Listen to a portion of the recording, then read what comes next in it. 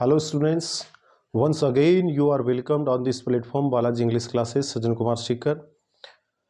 Students, आज की जो हमारी क्लास है इसके अंदर हम जो 12th क्लास के अंदर बिजनेस लेटर चलते हैं, है ना, उन बिजनेस लेटर के बारे में अपन जानने वाले हैं, है ना। अब सपोज करो अपने पास में एक क्वेश्चन आया कि सपोज यू आर अनुराधा, आप अनुराधा हो और you purchased a washing machine from, कोई एजेंसी का नेम दे दिया, शॉप का नेम दे दिया, है ना, और डेट भी दे दी, भाई इतनी डेट को आपने खरीदा, है ना।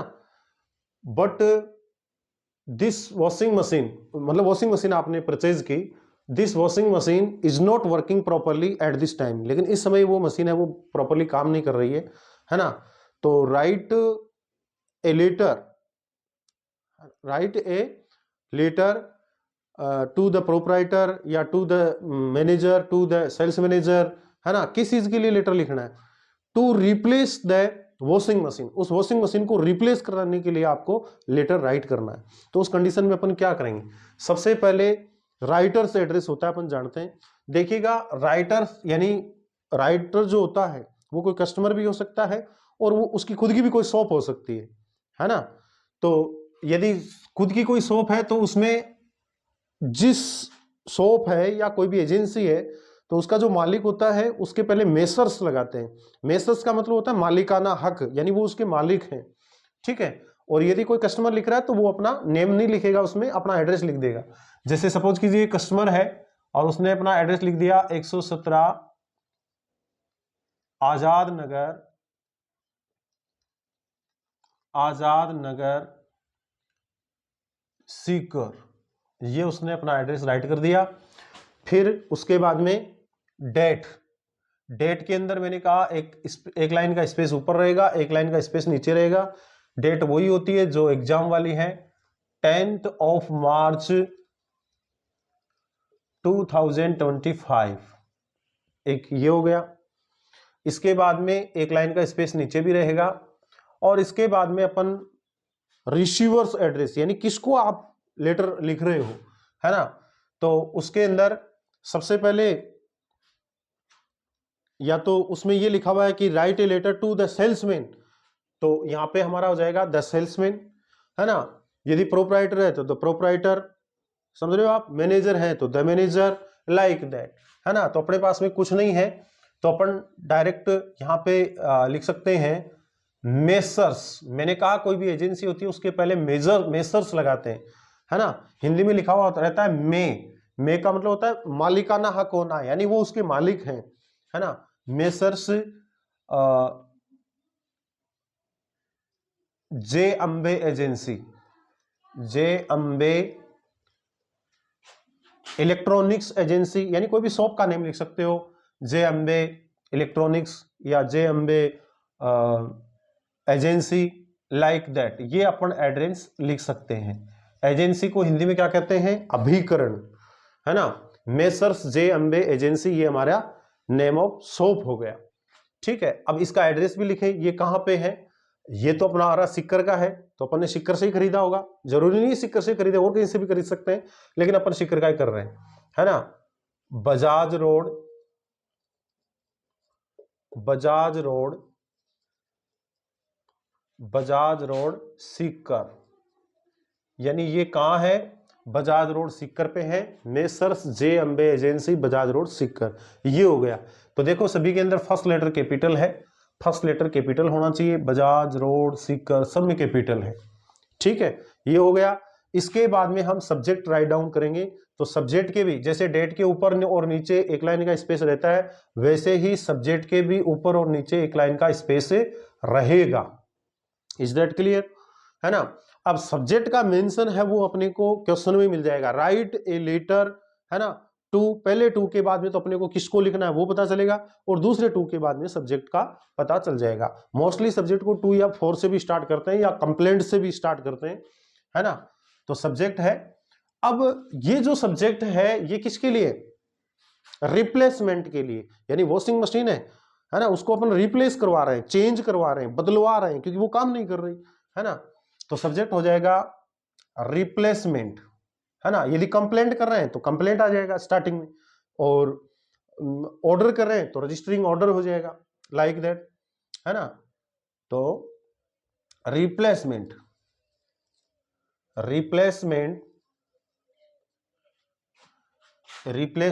Of A washing machine.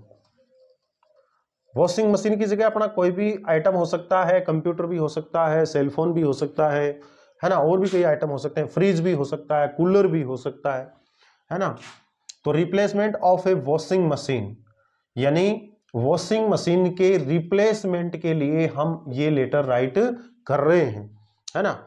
और एक और बताऊं आपको, बिजनेस लेटर के अंदर यहां पर जो आप ऊपर ही ऊपर जो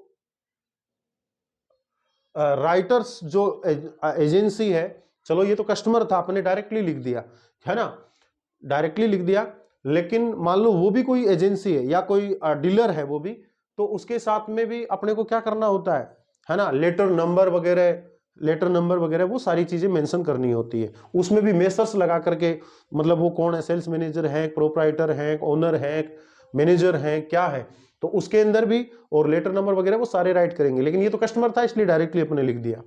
तो ये हो गया replacement of A washing machine, washing machine के रिप्लेसमेंट के लिए, यानी बदलवाने के लिए, ये हो गया। और ये जो बिजनेस लेटर होते हैं इनमें डायरेक्टली अपने अपन मुद्दे पे बात करते हैं, समझ रहे हो ना, डायरेक्टली अपने मुद्दे पे बात कर रहे हैं। अब इनकी स्टार्टिंग सब्जेक्ट लिख दिया, इसके बाद में डियर। अब यहां पे तो जे अम्बे एजेंसी जो है, यदि ओनर एक ही है ना, तो अपन क्या लिखेंगे, डियर सर लिखेंगे, या लेडी है तो मैडम लिखेंगे। लेकिन एक से ज्यादा भी हो सकते हैं, तो उस कंडीशन के अंदर डियर सर्स लिखेंगे, सर के आगे एस ऐड कर देंगे, डियर सर्स।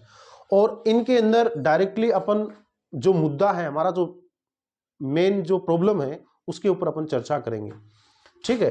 तो अपन इसमें चर्चा करेंगे, आई regret to inform you, I regret, मुझे regret यानी खेद होना, दुख होना, पश्चाताप होना। I regret, मुझे खेद है, to inform यानी सूचित करने का, you यानी आपको सूचित करते हुए मुझे खेद है ना। that means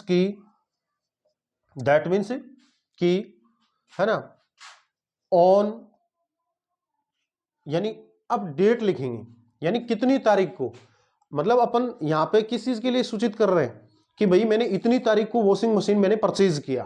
तो ये तो हमारा लेटर लिखने का है, तो अपन मशीन अपन घर पे भी लेके गए हैं, उसने काम करना भी बंद किया है, तो अपन तो बाद में लिख रहे हैं। तो ये तो पहले की 2-4 रोज पहले खरीदी होगी ना, तो अपन मतलब 1-2 दिन पहले लिख देंगे।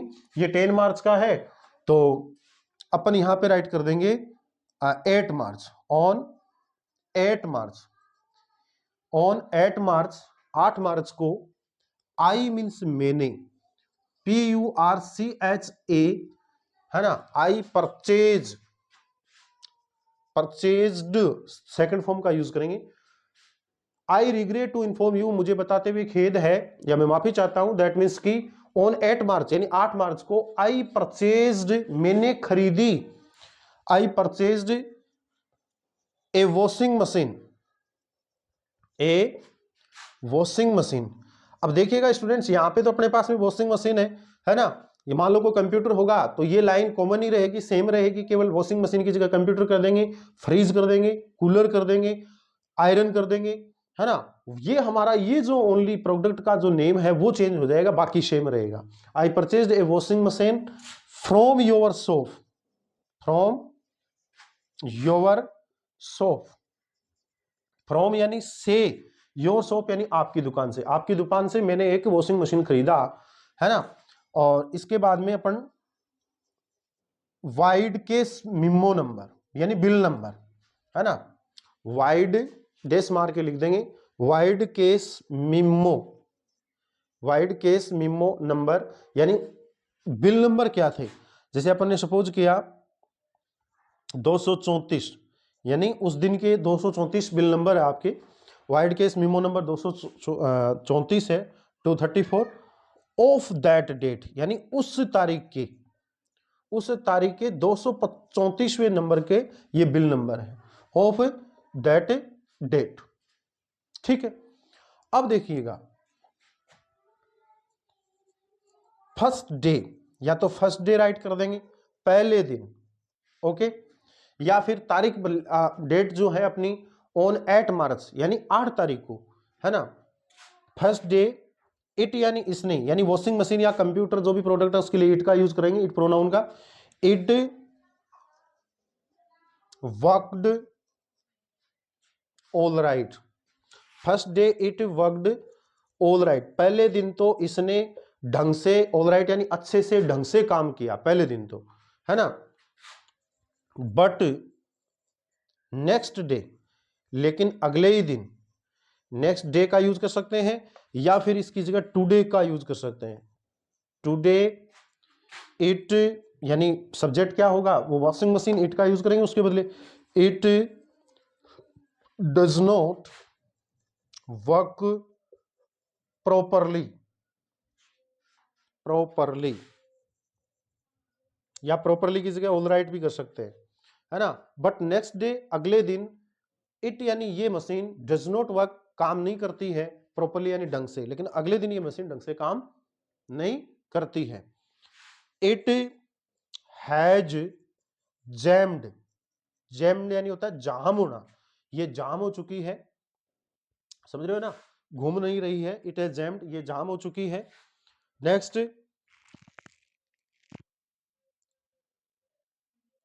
इट्स यानी इसका, या फिर ये भी कर सकते हैं इट्स, या फिर इट की जगह अपन कर सकते हैं वाटर ऑल्सो लीक्स।